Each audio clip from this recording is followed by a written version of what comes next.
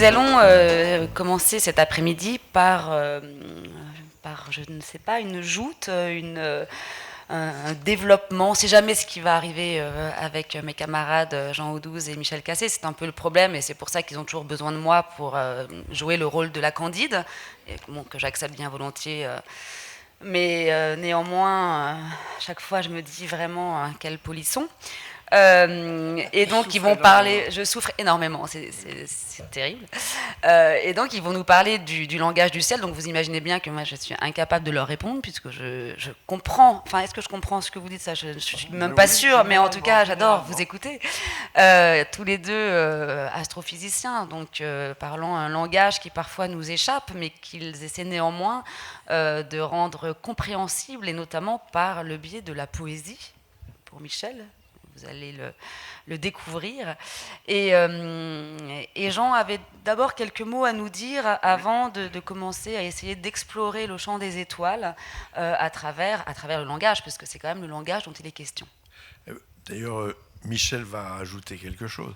Donc, le 8 février de cette année est décédé Jean-Claude Carrière. Jean-Claude Carrière, c'est notre ami à tous les deux.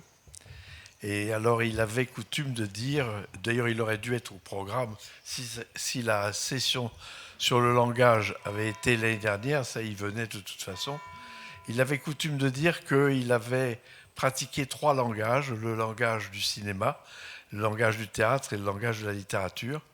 Et donc, pour moi, c'est non seulement un frère, mais c'est vraiment l'archétype de l'honnête homme. Et donc, avant qu'on commence de parler des mots du ciel, eh bien, merci de nous permettre de dire 3 mots sur Jean-Claude. Oui, pardon. Donc Jean-Claude, il y a quelques mois de cela, m'avait expliqué qu'il ne fallait pas prendre Blaise Pascal au sérieux.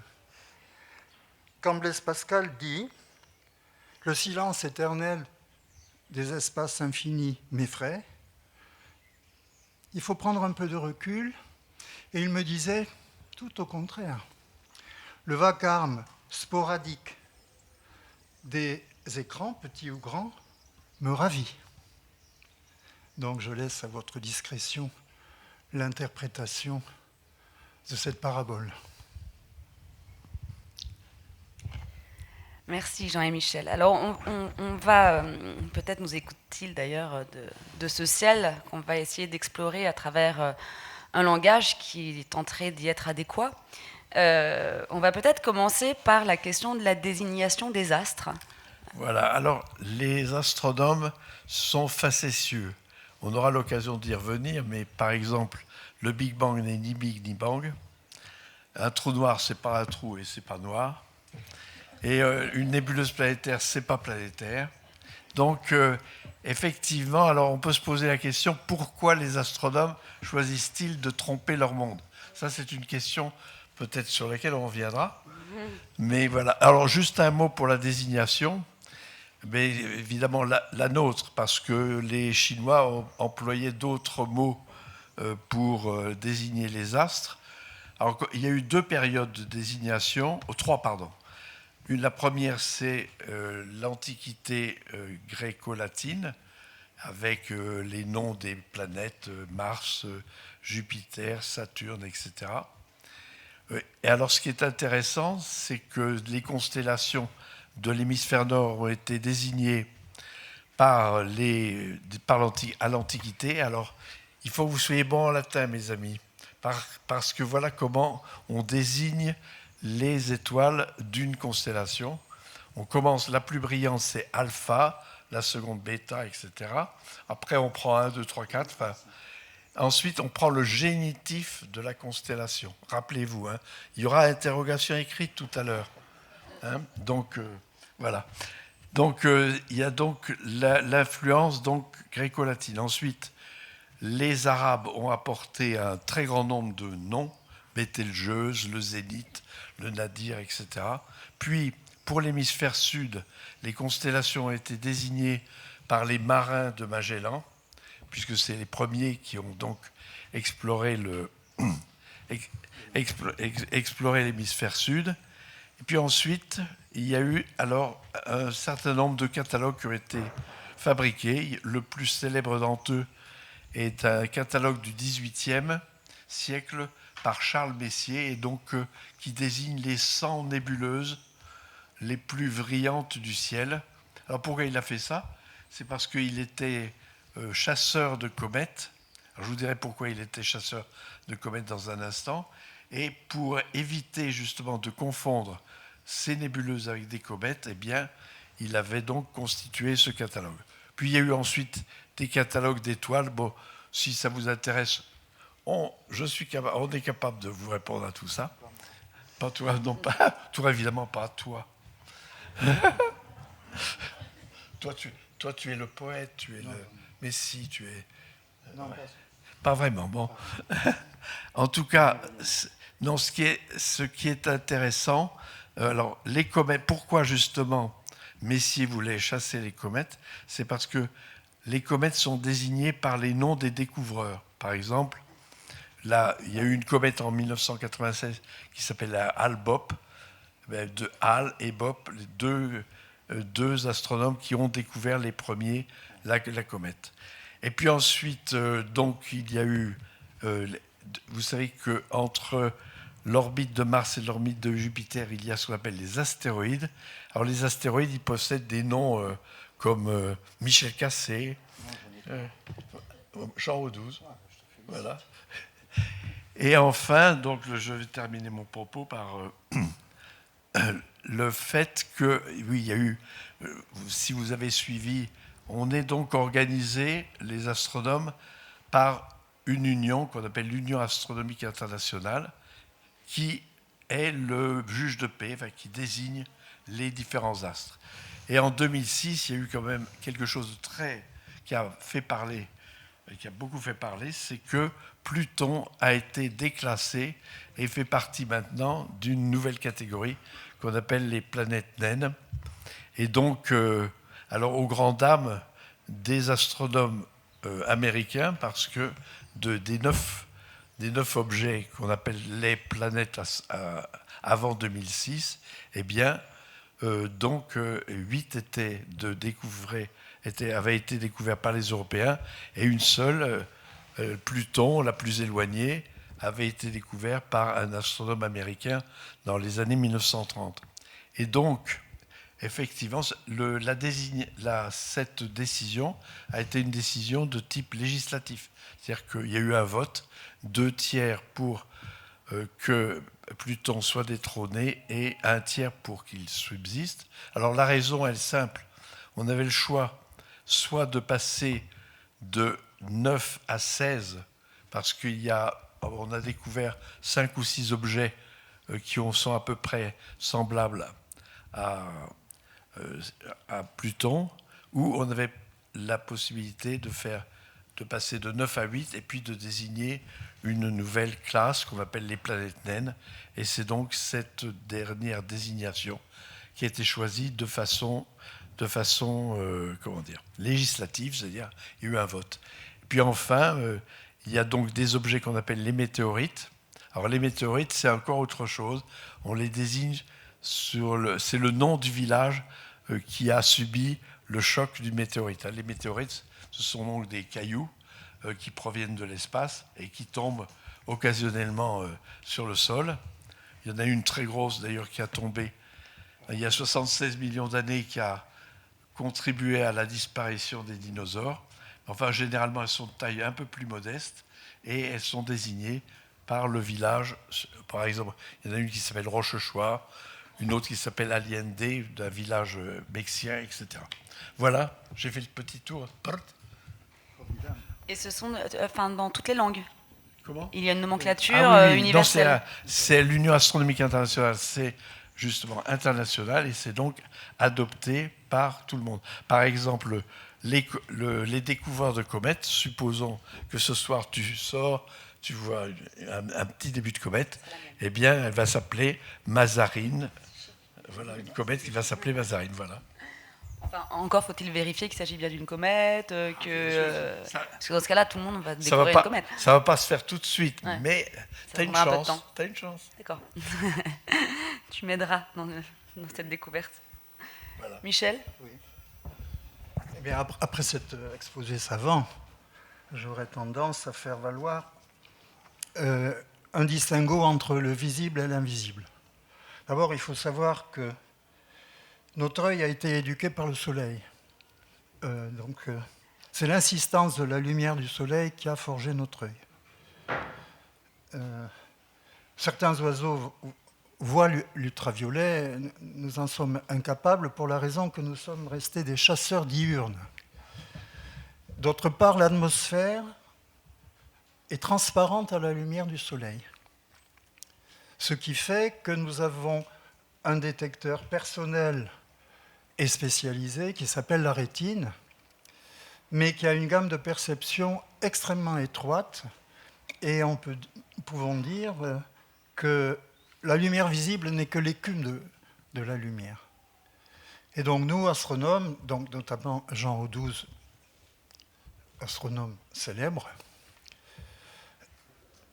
et reconnu. Pas trop Michel Cassé. Donc, est devenu une sorte de poète parce qu'il décalque l'invisible à travers les prothèses satellisées qu'il lance dans le ciel. Il met en orbite des satellites. Quoi de plus naturel pour un œil d'ailleurs que d'être en orbite? Alors, on va se servir de la parabole de Monseigneur Michel Cassé. Non, missel caché. Voilà, pour indiquer justement le langage du ciel. Le ciel nous parle. Alors, il nous parle justement, déjà, pour nous, par la lumière visible. Et alors, vous allez me dire, mais qu'est-ce qu'on apprend? Alors, il nous dit plusieurs choses.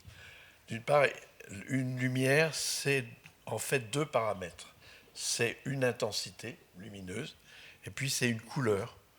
Voilà. Alors, l'intensité lumineuse, par exemple, va vous permettre de mesurer la distance qui vous sépare de l'objet qui émet la lumière. Pourquoi?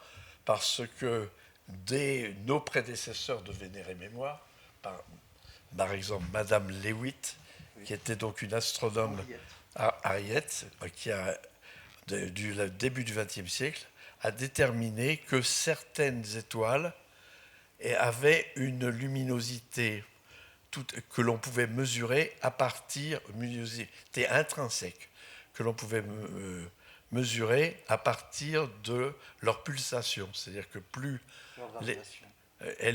leur éclat varie de façon régulière, et celles qui varient très rapidement ont une luminosité relativement faible, celles qui varient lentement ont une luminosité assez grande. Si vous déterminez la luminosité apparente avec vos photomètres de ces étoiles, eh bien vous pouvez mesurer très précisément la distance parce que l'éclat d'un rayonnement, l'intensité, varie comme inversement proportionnel au carré de la distance.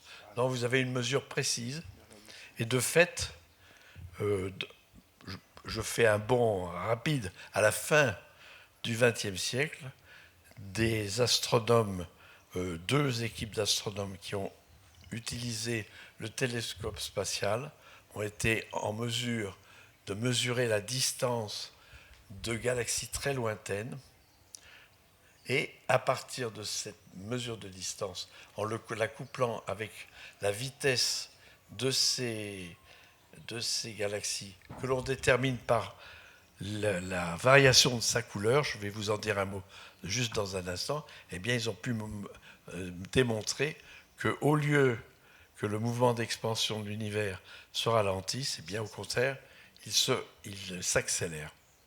Alors donc là, vous avez donc la mesure de l'intensité qui vous permet donc par exemple de mesurer la distance des objets. La couleur vous permet de fait de mesurer la température de l'émetteur. Pourquoi? Parce que, par exemple, les étoiles qui sont bleues ont un rayonnement qui culmine à peu près à 12 000 degrés. Celles qui sont jaunes comme le soleil, c'est plutôt 5-6 000 degrés. Et celles qui sont rouges, c'est 3-4 000 degrés. Je peux t'interrompre une seconde. Oui, il ne faut pas confondre donc le code du plombier et le code de l'astrophysique. Une étoile bleue est plus chaude qu'une étoile jaune et une étoile jaune est plus chaude qu'une étoile rouge. Donc il ne faut pas confondre cette gradation avec celle des robinets de la baignoire, sous risque de se brûler, n'est-ce pas? C'est tout à fait l'inverse.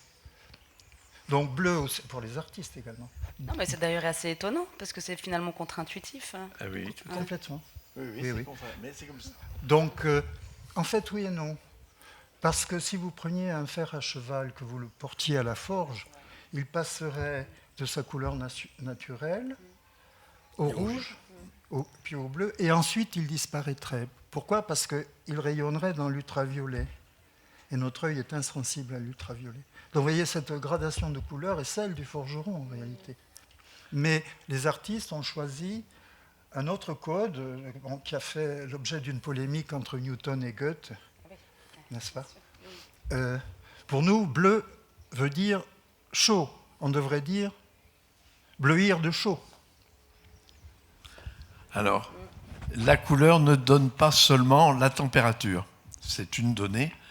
Mais alors, au milieu du 19e siècle, plusieurs Allemands, dont Kirchhoff, Fraunhofer, ont déterminé que chaque espèce chimique, par exemple hydrogène, oxygène, mercure et sodium, chaque espèce chimique émet ou absorbe une couleur très précise.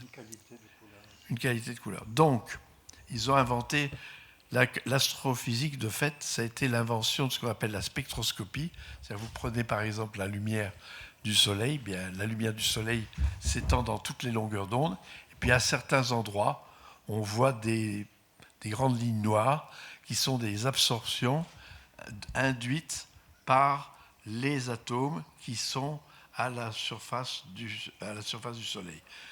Alors, par exemple, le jaune, ben vous le savez, le jaune, par exemple, eh bien, c'est la lumière du sodium. On fait des lampadaires au sodium sur les autoroutes parce qu'effectivement, notre œil... Ah oui, ça, c'est je vais citer Michel Cassé. Ah oui. Alors, Michel Cassé dit que notre œil répond à la lumière du soleil. Il y a une espèce de mariage très subtil entre la lumière du soleil et la lumière de l'œil. C'est vrai que notre œil, il est particulièrement sensible au jaune, et le jaune, c'est la couleur préférentielle du soleil. Donc, alors ça, c'est un effet vraisemblablement... Absolument. Et donc, pourquoi se déplacer puisque la lumière vient à nous? Donc nous sommes capables, d'une certaine manière, de déterminer la composition des étoiles et des nuages également qui sont des absorbeurs de lumière. Donc on lit en creux parfois la composition de la matière stellaire. Et donc sans le savoir, c'est très émouvant parce qu'il y a de l'eau dans le ciel, mais pas dans les petits nuages autour de la Terre. On reconnaît l'eau par ces notes de lumière. Donc les atomes sont comme des violons, ils émettent des notes, mais des notes de lumière. Et donc sans le savoir, nous labourons la poussière des étoiles qui nous a été apportée par le vent et nous buvons l'univers dans une goutte d'eau de pluie, H2O, H.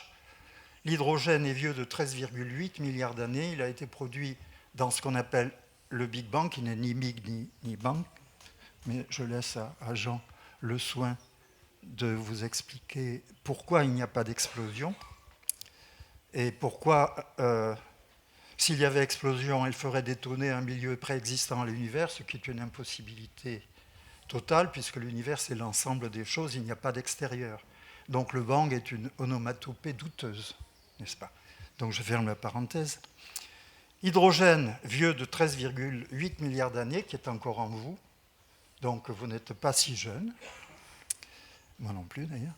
Et l'oxygène qui a été exhalé par les étoiles. L'oxygène est produit par des étoiles qui s'ouvrent comme des fleurs et qui essaiment leurs atomes variés, les atomes qu'elles ont produits dans leur gestion, dans la chaleur interne. Donc, elles produisent ce qu'on appelle la fusion nucléaire, c'est-à-dire le mariage de noyaux d'atomes pour en faire des noyaux plus complexes. Elles s'ouvrent comme des fleurs, elles essaiment dans l'espace les produits de leur œuvre, carbone, azote, oxygène, néon, magnésium, silicium, favorables à la vie. Donc les étoiles à naître sont dans les cendres des étoiles explosées. Et venues des étoiles, je dirais que nous retournerons aux étoiles parce que le Soleil prendra une extension telle qu'il léchera la Terre, alors tous les atomes des morts sous la glèbe seront dans le Soleil. Et venus des étoiles, les atomes seront dans les étoiles. Retourneront aux étoiles. Alors, donc, je résume où on en est. Avec l'intensité, on mesure les distances, on mesure aussi les caractéristiques cinématiques des objets. Par exemple, on peut mesurer aussi la présence d'exoplanètes. Pourquoi ? Parce que lorsqu'une exoplanète va passer entre nous et l'étoile, eh bien, elle va créer un petit différentiel d'intensité, une petite ombre. Et donc, on va voir si cette ombre est périodique, eh bien, on sait qu'elle est due à la présence d'une exoplanète. C'est de cette façon-là, d'ailleurs, que les satellites comme Kepler, eh bien, observent plusieurs milliers de planètes, d'exoplanètes. Alors, l'intensité, c'est donc le domaine des distances et des propriétés cinématiques. La couleur vous permet de déterminer la composition chimique de l'objet qui émet ou qui absorbe la lumière. Et puis vous avez la combinaison des deux, a été opérée par deux astronomes dans les années 1910. Des noms un peu évidemment, ce sont Hertzsprung parce que c'est un Danois et Russell parce que c'est un Américain. Donc, ils ont mis en abscisse les propriétés de couleur et en ordonné les propriétés d'intensité.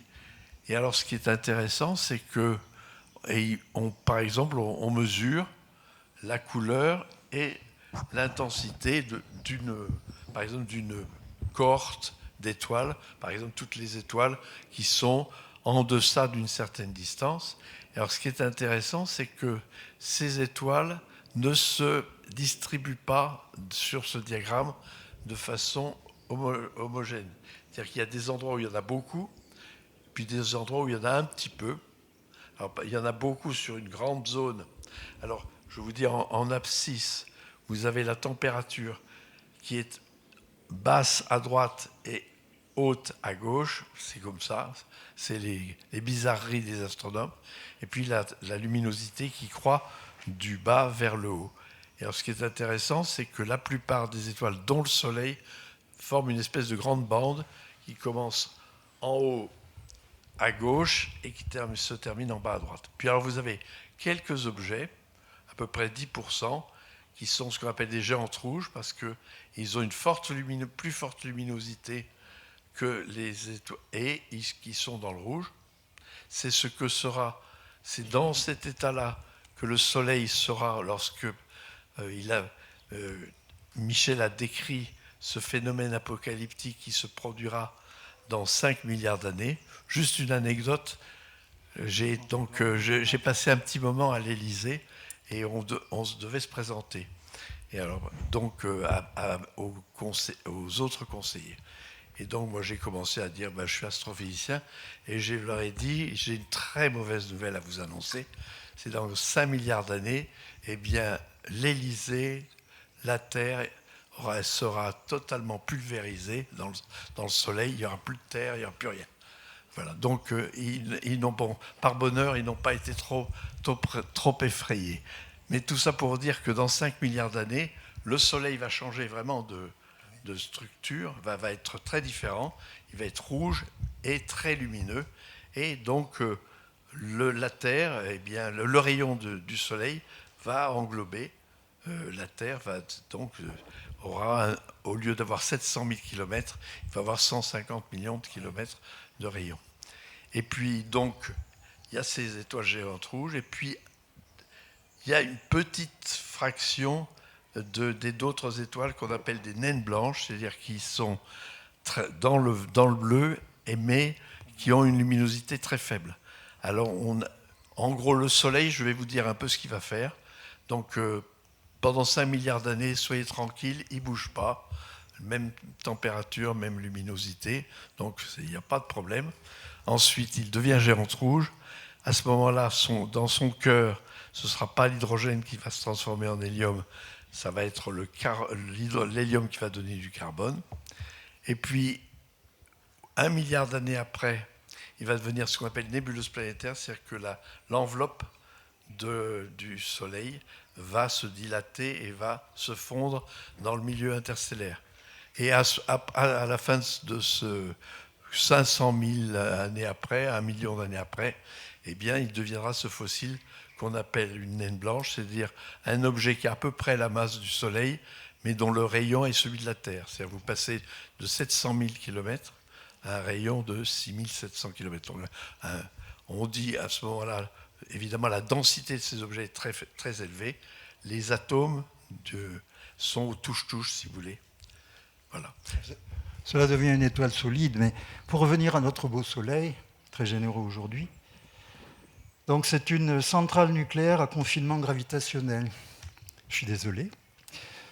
Si je voulais faire plaisir aux petits-enfants, je dirais que dans le Soleil se célèbrent des milliards de mariages entre particules, entre protons notamment. Et le cri de joie, c'est la lumière. Donc vous avez le choix. Donc le ciel est nucléarisé. La physique nucléaire est une science de la nature. Nous l'avons légèrement, j'allais dire, pervertie. Quand on imagine l'usage, quand on se remet en mémoire l'usage de la physique nucléaire, il y a de quoi être effrayé. Parce qu'on en a fait des bombes. Les centrales nucléaires, vous connaissez leur mode de fonctionnement. Eh bien, le Soleil fonctionne à partir de principes qui font valoir, disons, la coalescence de noyaux d'atomes, donc sur le mode de la fusion thermonucléaire, alors que les réacteurs nucléaires fonctionnent sur le mode de la fission, de la séparation, donc en 2 fragments de l'uranium. Et donc, chaque fois que 4 protons se transforment en hélium, donc 4 protons, noyaux d'atomes d'hydrogène, deviennent hélium, hélium 2 protons, 2 neutrons. Quelque chose s'est passé entre-temps, ça veut dire que les protons en jeu sont devenus neutrons, mais chaque fois qu'un proton se transforme en neutron, s'envole un neutrino. Alors, avec Jean, on parle de neutrino avec une petite note affective, comme on dirait bambino. N'est-ce pas, Jean ? Et donc, ces neutrinos vous traversent à raison de 60 milliards par centimètre carré par seconde actuellement. Vous ne sentez rien, eux non plus. Quant à la lumière, elle est émise. Donc le rayonnement électromagnétique du Soleil est émis sous forme de rayons gamma, le rayonnement mortel des bombes, mais elle filtre à travers le Soleil comme un lait, elle s'adoucit et elle émerge de l'astre du jour sous forme de lumière caressante à l'œil. Mais elle met 100 000 ans pour filtrer. Donc si le Soleil s'éteignait actuellement, nos ancêtres, non, nos successeurs le verraient dans 100 000 ans, sauf ceux qui analysent les neutrinos sous la Terre, parce que les neutrinos sont si délicats qu'on peut les confondre. Donc ce sont des êtres très caressants et qui traversent quasiment tout et qui traversent la Terre. On leur a tendu un piège fabuleux. En fait, quand ils traversent l'eau, H2O, ils émettent un éclair bleu. Et quand on voit un éclair bleu, alors on dit un neutrino est passé. On ne dit pas un ange est passé, un neutrino est passé, mais c'est de l'astronomie underground. Je veux dire que les détecteurs de neutrinos sont dans des mines et ils sont observés par des instruments qu'on appelle des photomultiplicateurs sensibles à la lumière. Donc ce sont les détecteurs sont d'énormes piscines, et quand un éclair bleu passe, on le consigne. Ainsi, a-t-on pu se rendre compte que les neutrinos sont des anges trisexuels. Ce serait curieux. On les attendait sous forme de neutrinos liés à l'électron, parce que chaque neutrino est marié à une particule. Donc, les neutrinos électroniques sont ceux que l'on connaissait parfaitement. On leur a tendu un piège et on n'en a recueilli qu'un tiers. Il a fallu très longtemps pour se rendre compte qu'en fait, il existe 3 espèces de neutrinos qui oscillent entre 3 formes, qui passent d'une forme à l'autre. Et donc, quand on les a détectés, il en manquait 2 tiers. Et donc, je dis que ces neutrinos oscillent entre 3 genres.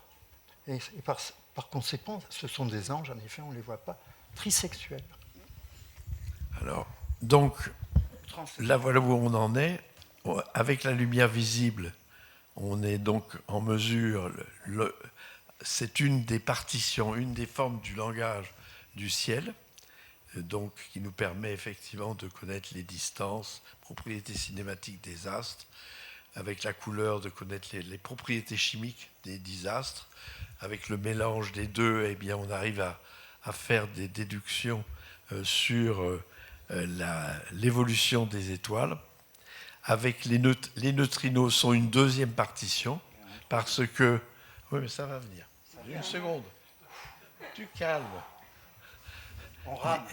Voilà, alors les neutrinos, comme vous voyez, dans le magnifique exposé du professeur Cassé, eh bien, ils sont donc émis au centre des étoiles, mais alors ils ont cette propriété de pouvoir sortir directement, puisque leur probabilité de réaction avec la matière est extrêmement faible, donc ils vont sortir, et puis Michel vous a dit qu'il fallait des détecteurs d'un genre particulier, des bonbonnes de tétrachlorure de carbone pour dater. Lorsqu'un neutrino arrive, il transforme un chlore-37 en un argon-37. L'argon-37 se désintègre, on voit la lumière bleue dont tu as parlé. Non, ça c'est le vieux détecteur Oui. de Homestake. Mais en réalité, là, je parle du détecteur Cherenkov à eau. Oh, c'est bien. À canon. Oh là là. Oui, mais il y en a plusieurs, des détecteurs. Pas les mêmes. Pas les mêmes, d'accord. Attends, Petit débat juste petit détail, interne. petit détail interne, dispute habituelle que nous réglerons dans une demi-heure. Donc, les neutrinos nous renseignent directement sur la température du centre des étoiles. Donc, c'est un autre langage. Alors, il y a toute une autre panoplie de langages. Il y a évidemment, puisque Michel vous a rappelé que notre œil n'est sensible qu'à une très petite fraction de ce qu'on appelle le spectre électromagnétique, qui s'étend des ondes gamma X qui sont les plus énergétiques, les X de la radiographie, et puis ça passe à l'ultraviolet, puis de l'autre côté vous avez l'infrarouge, le micrométrique, ondes radio, etc. Alors ce qui est intéressant, c'est que chaque domaine de longueur d'onde vous donne des informations sur l'astronomie. Alors, il y a donc, avec un modulo, il n'y a que 2 rayonnements qui traversent effectivement l'atmosphère, que sont le visible et les ondes radio. Les ondes supérieures, enfin disons ultraviolet X et gamma, où l'infrarouge et le micrométrique sont absorbés en grande partie par l'atmosphère. Donc, il a fallu attendre l'avènement de l'ère spatiale, c'est après, au début des années 1960, pour commencer à mesurer les rayonnements, ces rayonnements-là, qui étaient donc inaccessibles depuis le sol. Alors aujourd'hui, donc, on a une espèce de panoplie, on pourrait dire une grammaire ou une syntaxe pour faire savant un peu. Et donc, on a donc tout cet ensemble, alors auquel il faut ajouter encore deux sources d'informations. La première, c'est quelque chose qui nous est cher à tous les deux, parce qu'on c'est sur ces rayons cosmiques que nous avons fait nos travaux de thèse, Michel Cassé et moi, à savoir les rayons cosmiques, ce sont des noyaux d'atomes qui sont extrêmement énergétiques, qui tombent partout, et en particulier depuis qu'on se parle, on a été les uns les autres irradiés par du rayonnement cosmique. Évidemment, à mesure que vous montez, eh bien, le flux de rayonnement cosmique augmente. Par exemple, les pilotes d'avion ou les stewards eh bien, reçoivent 3 à 4 fois plus de rayonnement, de rayons cosmiques. Alors les rayons cosmiques, ça nous donne des informations encore d'un autre genre. En particulier, on leur attribue la formation de quelques éléments chimiques. Le lithium, le beryllium, ce sont, si vous vous rappelez la table périodique des éléments, vous avez hydrogène d'un côté, hélium de l'autre, puis vous avez trois petites cases, lithium, beryllium, bore, qui sont les éléments dont la masse atomique est comprise entre l'hélium et le carbone. Alors ceux-là ont une histoire particulière et que nous avons étudié, et Michel et moi, avec Hubert Reeves. Et donc, ces 3 éléments-là échappent aux étoiles. Les étoiles forment tout le reste, sauf ces 3 éléments, et le deutérium, enfin ça c'est une autre histoire. Et alors c'est la petite revanche de l'Europe sur les États-Unis. Les États-Unis expliquent tout le tableau de Mendeleïev, moins le lithium beryllium bore a été expliqué en France. Voilà. Donc c'est la première. Et puis d'autre part, c'est étudié on pense qu'il y a donc des rayons cosmiques excessivement énergétiques qui doivent nous arriver, au lieu d'arriver de façon subir les champs magnétiques, ils doivent arriver en ligne droite et nous informer sur véritablement les confins, vu leur énergie, les confins de l'univers. Et puis enfin, vous avez les météorites. Pourquoi les météorites sont intéressantes? C'est parce qu'on a donc comparé les mesures des proportions relatives des éléments chimiques dans le spectre du Soleil et dans certaines météorites.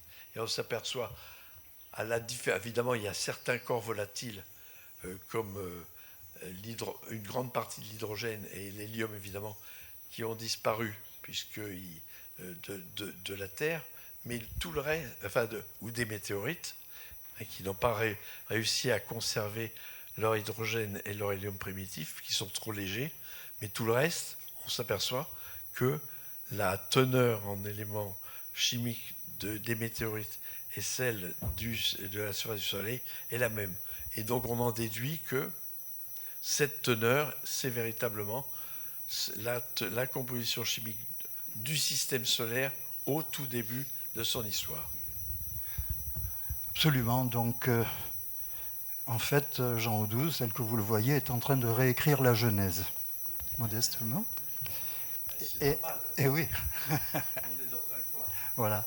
Mais donc, j'ajouterai une dimension par rapport à ce qu'il a dit sur la lumière, celle de la temporalité. Nous analysons maintenant les variations de la lumière, par exemple, ce qu'on appelle les courbes de lumière, c'est un terme très poétique. Quand une étoile explose, parce que les étoiles meurent, donc elles naissent comme les rats, les chats et les souris, par lignée. Donc ces étoiles déchirent leur placenta nuageux, vivent leur libre vie d'étoiles, et pour les plus massives, leur existence est éphémère parce qu'elles brûlent. Ah pardon, est-ce que là... Non, j'ai changé alors. Donc je dis que des étoiles mouches et des étoiles éléphants, ce sont les étoiles mouches qui vivent le plus longtemps. Donc les étoiles massives sont des étoiles... Le Soleil est une étoile de la majorité silencieuse. Heureusement d'ailleurs, parce qu'il est calme et il permet l'évolution biologique. Certaines étoiles sont plus capricieuses, mais les étoiles les plus massives, les étoiles bleues, pourquoi bleues? Parce que chaudes, puisqu'on a retraduit la couleur des étoiles en termes de température, n'est-ce pas, Jean? Eh bien, les étoiles bleues, donc massives, brûlent la chandelle par les deux bouts, et au lieu de vivre des milliards d'années, elles vivent 10 à 20 millions d'années, et elles finissent leur vie de manière apocalyptique, elles illuminent le ciel et ce phénomène s'appelle supernova et les supernovas sont les agents de l'évolution de la galaxie parce qu'elles dispersent les atomes produits dans leur cœur. Et donc, si bien qu'il reste, disons, à l'endroit où elles ont vécu, des cœurs effondrés d'étoiles, parce que l'explosion d'une étoile est précédée par une implosion du cœur, et le cœur devient une étoile particulière qu'on appelle l'étoile à neutrons. Et donc, pour poursuivre l'histoire de l'astronomie, nous avons maintenant 3 messagers à la place d'un. Donc, les photons, la lumière, si vous voulez, telle que déclinée par Jean. Ensuite, les neutrinos, qui vous caressent. Et enfin, les ondes gravitationnelles. C'est une très grande découverte. Donc, une étoile massive, faute de combustible, donc elle brûle son combustible, et n'ayant plus rien à brûler, n'ayant plus de chaleur à opposer à la contraction, parce que chaque point d'une étoile est attiré vers l'intérieur par l'attrait de la matière pour la matière, qu'on appelle la gravitation, et repoussé vers l'extérieur par la pression de la chaleur. Donc les objets tombent, gravitation, et l'air chaud monte. Et l'équilibre entre ces deux forces produit des êtres merveilleux qu'on appelle les étoiles. Mais si la chaleur vient à manquer, faute de combustible, le cœur se réduit et devient un astre qu'on appelle étoile à neutrons, mais pire encore, trou noir. Donc l'image de la mort dans le ciel. Et donc ce qui a été découvert, c'était en 2012, je pense, les ondes gravitationnelles. Non, 2016. Non, pardon, 2016. En 2016, des bras gigantesques de 4 km disposés en Amérique ont détecté le passage des ondes gravitationnelles qui ont réduit la longueur d'un de ces bras de la taille d'un atome, donc inférieure d'ailleurs, la taille d'un noyau d'atome. Donc une distance de 4 km a été réduite par le passage d'une onde gravitationnelle d'une fraction de millimètre, et ceci a été détecté. C'est pour vous dire la précision des instruments astronomiques. Et il s'agissait de la coalescence, donc de la collision de deux trous noirs qui avaient produit un tremblement de ciel, qui s'était produit 1 milliard d'années avant d'être réceptionné. Donc c'est une révolution. Mais elle était prévue. Donc ceci trouve une explication à travers la relativité générale, théorie d'Einstein. Einstein donc, avait émis l'hypothèse en pensant que jamais on ne les verrait. Mais une erreur d'Einstein vaut peut-être une vérité de Jean Audouze. Alors, Michel vient d'évoquer effectivement, donc on a la lumière visible, on a donc les autres lumières, on a les neutrinos, les rayons cosmiques, les météorites, et en 2016, les astrophysiciens responsables de ces grands instruments qui s'appellent LIGO et qui donc fonctionnent, il y a une antenne qui se trouve en l'État de Louisiane et l'autre antenne dans l'État du Washington, donc à quelques milliers de kilomètres de distance, et donc ils ont pu percevoir effectivement. Le premier à percevoir l'effet, c'était le détecteur de Louisiane, puis une fraction de seconde après, c'est arrivé dans l'État de Washington. Et ils ont dit effectivement, nous avons une nouvelle fenêtre d'observation du ciel. Parce qu'il faut voir que l'histoire de l'astronomie, en fait, c'est une histoire de fenêtre. Jusqu'à Tycho Brahe, jusqu'au XVIIe siècle, les astronomes étaient limités par leurs yeux. Ensuite, au XVIIe siècle, ils inventent la lunette et le télescope. Donc, ils ont des loupes pour que la lumière soit plus visible. Et puis, tout au long du XXe siècle, eh bien, il y a eu donc un certain nombre de fenêtres qui se sont ouvertes. D'abord, la radioastronomie au moment de la Deuxième Guerre mondiale, un peu avant, un peu après. Puis, après l'avènement donc, des Spoutnik, à partir des années 60, on a accès à toute une série de rayonnements, je vous ai indiqué, ou très énergétiques, ou au contraire moins énergétiques que la lumière visible. Et puis, donc, arrive en 2016 l'ouverture d'une nouvelle fenêtre, qui est la fenêtre des ondes gravitationnelles. Alors, l'histoire ne se termine pas maintenant. En 2030, à peu près, l'Agence spatiale européenne va lancer 3 satellites qui vont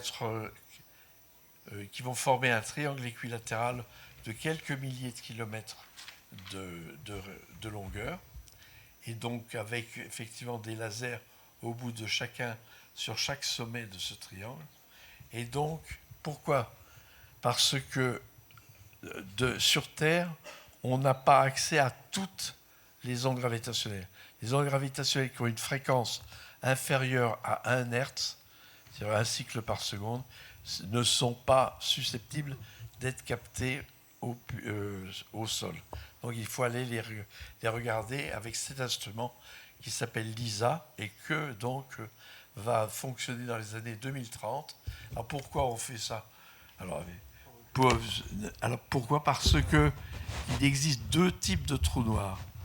Les trous noirs dont on a pu observer les absorptions, ce sont des trous noirs qui ont à peu près la taille d'une étoile, entre une cinquantaine, une centaine de masses solaires. Mais au centre des galaxies, au centre de la Voie lactée, au centre de la galaxie d'Andromède, au centre de toutes les galaxies à peu près, se trouve ce qu'on appelle un trou noir, un immense trou noir. Sur une galaxie qui s'appelle, c'est pour que vous révisiez, hein, Messier, vous vous rappelez, catalogue de Messier au début. Il y a interrogation écrite après, hein, je vous signale. Vous ne sortirez pas d'ici avant de nous démontrer que vous avez bien suivi. Et donc, Messier 87, c'est une énorme galaxie. Et alors, le trou noir central de Messier 87 a une masse de 1 milliard de masses solaires. Celui, la Voie lactée, c'est plus modeste, 4 millions. On joue petit bras. À peu près 100 millions, c'est la galaxie d'Andromède. Alors, ce qui est intéressant, donc, avec cet instrument, c'est les ondes qui vont être émises auront des fréquences extrêmement basses et pourront donc être détectées par cet instrument, donc qui va voler dans la décennie 2030. Donc, en fait, le travail de l'astrophysicien, c'est un peu le travail d'un épigraphe. Hein, c'est-à-dire, on essaye justement de déchiffrer le langage du ciel. Alors, on commence dès l'Antiquité en regardant. Et puis, au fur et à mesure, vous voyez, au XVIIe siècle, l'arrivée donc des télescopes et des lunettes astronomiques. Au XIXe siècle, l'invention de la spectroscopie et donc de la capacité d'utiliser les couleurs des astres pour en déterminer la composition chimique, puis la radio, les ondes qui sont donc détectées par les télescopes, et puis donc l'aventure continue. Et voilà où on en est. Bien, je me permettrai peut-être, après ce brillant exposé stellaire, de conclure. Donc, le ciel ne ment jamais, mais jamais non plus il ne commente ses déclarations. Nous avons appris à décrypter le langage subtil de la lumière, comme dit Jean. Mais le ciel de l'astrophysicien n'est pas moins riche que le ciel du prophète ou du poète. N'y voit-il pas des flèches volantes, je dirais des tangos obscènes d'étoiles doubles, dont une morte qui danse avec une vivante et qui la déchire et qui se remet à briller, par exemple. Donc, vous voyez de quoi nous sommes témoins. Et donc, les étoiles ont toujours été chères au cœur des enfants et des poètes, mais maintenant, nous pouvons peut-être, pas expliquer pourquoi, mais en dire un mot. Ce sont les mères de nos atomes. Et donc, nous leur devons respect.